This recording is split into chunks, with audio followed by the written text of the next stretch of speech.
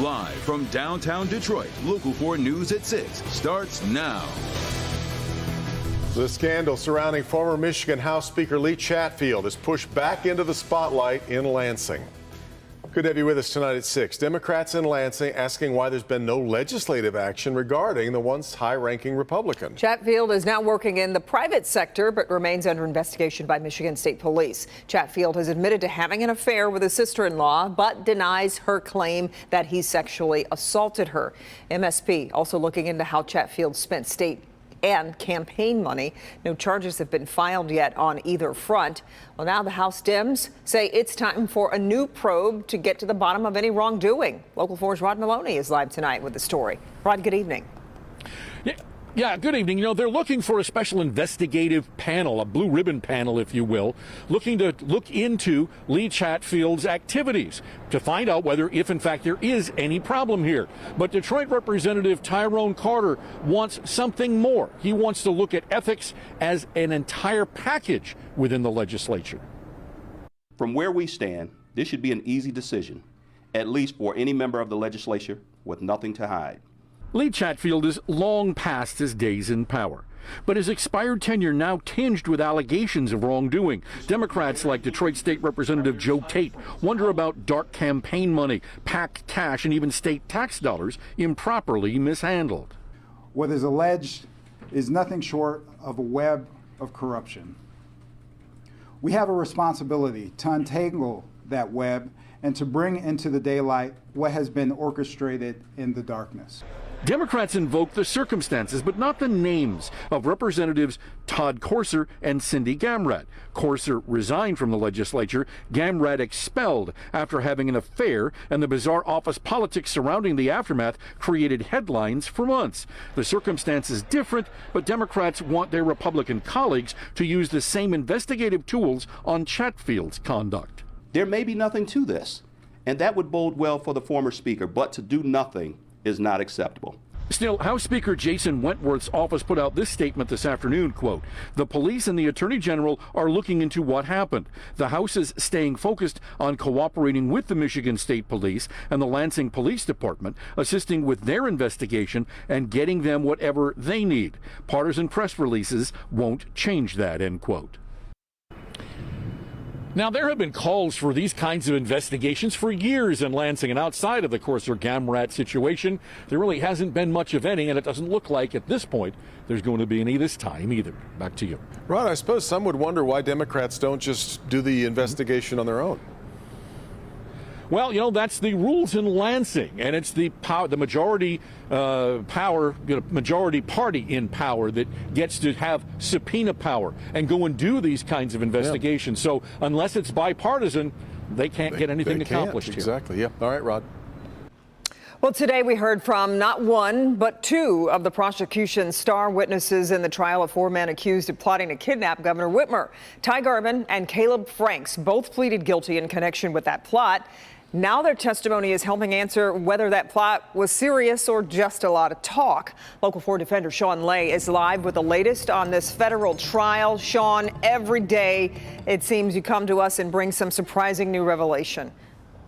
Let's get right to today's surprising new revelation. One of those star witnesses you mentioned, Kimberly, really revealing today a new motive for why he says he got involved in all of this. If we're doing a recon or something and we come up on some of them, dude, you better not give them a chance. You either tell them to go right now or else they're going to die, period. Video evidence showing accused Whitmer kidnapping plotter Brandon Caserta vowing to shoot and kill police. Wolverine Watchman leader, 26-year-old Heartland man Ty Garbin, now star witness for the prosecution, testifying about part of the plot that he made untraceable ghost guns and tried to make explosives. The lawyer for Brandon Caserta insisting that Garbin was going to sell a ghost gun and kill the buyer. The exchange in court, quote, "You went to a gun deal. You were going to kill him." Garbin, "I was there to protect in case he was robbed." The attorney asked, "You were going to kill him, correct?" That attorney for Brandon Caserta, Michael Hills, went on, highlighting the criminal activity of Garbin. Quote, "Caserta did not help you sell ghost guns, build a shoot house. He did not give you any money, wasn't making explosives with you." Garbin said no. The other star witness for federal prosecutors also taking the stand today, 27-year-old Caleb Franks from Waterford. He's also pled guilty and agreed to testify against the men he says he plotted with. He told the jury today he had a different motivation why he got involved with the alleged plot to kidnap Governor Whitmer, saying he was depressed and had money problems. For him, he says it was a suicide mission. Quote, "I was hoping I would be killed during the process. I no longer wanted to live. Getting in a shootout with police, you're bound to die." Back here live, Caleb Franks right back on the witness stand tomorrow. Defense attorneys will have their chance to question him, followed by, also expected tomorrow, a key FBI undercover informant as well, telling what he knows about this alleged plot. Kimberly. Right, Sean, thank you. Had just a few days of spring so far, but it is living up to its rainy reputation, isn't it? Right, the next round of showers shouldn't be too heavy, but certainly inconvenient, Paul. Yeah, we'd all like some really nice weather. We've had a little bit of it, a few tastes of it this spring, but not in the next few days, that's for sure. Now, right now on Storm Tracker 4, a few little patches of drizzle or very, very light rain in parts of the area. Many of us are still dry, but now this band here is really going to stay kind of stationary for a while here to the far northwest. So for most of us, just a little bit of drizzle, patches of light rain. All right. We'll do some Ford zone weather here. 47 in Mount Clemens, 47 in Detroit, 46 in Taylor. You can see 45 in Canton, 46 in Livonia, 45 in West Bloomfield. In our south zone, 48 in Lambertville, 45 in Dundee, 44 in Saline. In our west zone, we have 43 in Whitmore Lake. Low 40s here also, Milford over to Howell and Flint.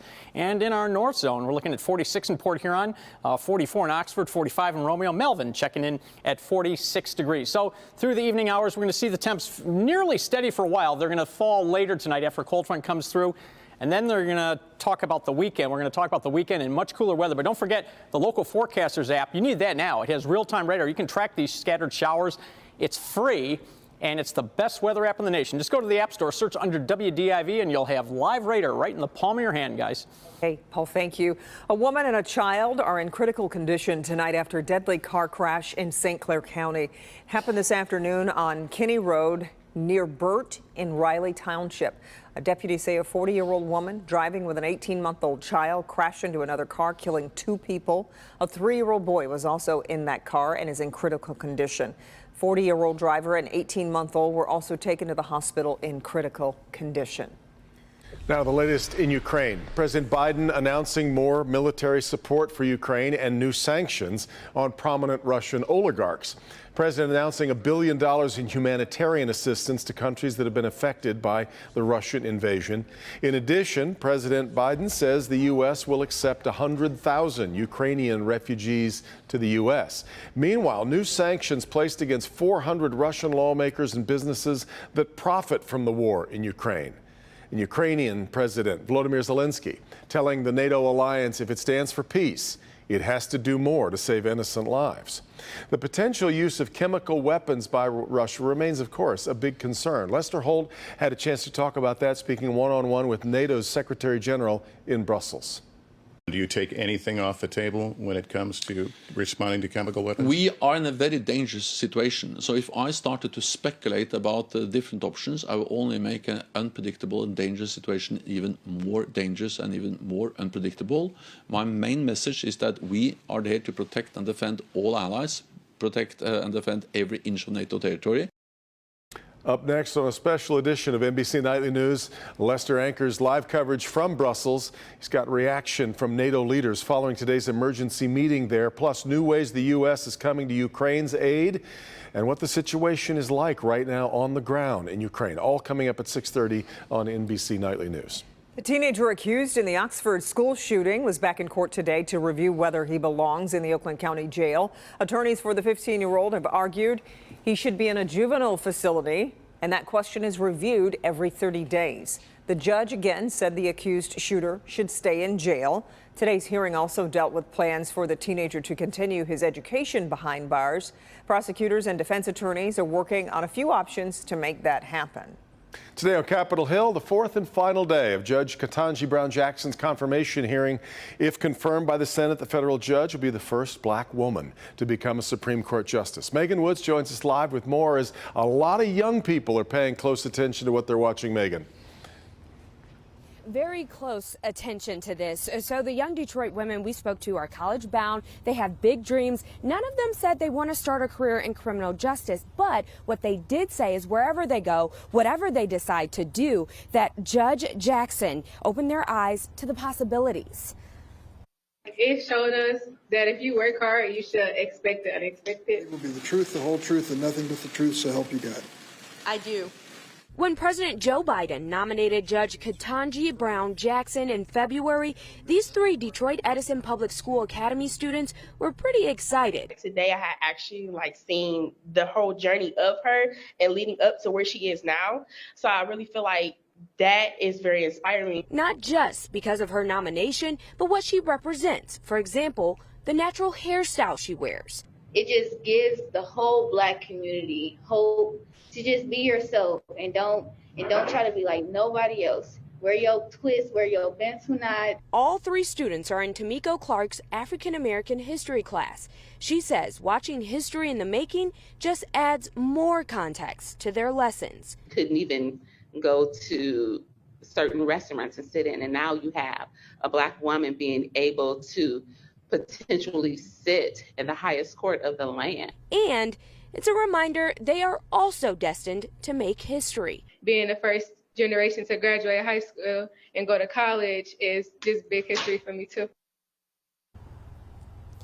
Their teacher, Miss Clark, said for Women's History Month, each of them chose a historic woman to do a presentation on. But after that, they're going to have a special lesson to talk about why Judge Jackson's possible confirmation is so important.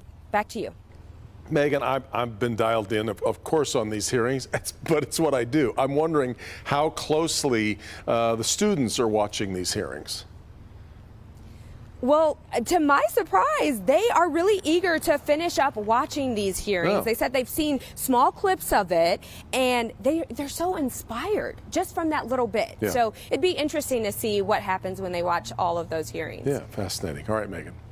University of Michigan is pledging to do better in addressing sexual misconduct on campus. It's all part of a settlement in a lawsuit brought by U of M senior Josephine Graham. She wasn't seeking any money, but was trying to force changes at the university. As part of the deal, the school will create and pay for a coordinated community response team to monitor how the university handles sexual misconduct claims. The school has weathered a series of scandals, including claims that hundreds of men were sexually assaulted by campus doctor Robert Anderson. That separate case was recently settled for $490 million.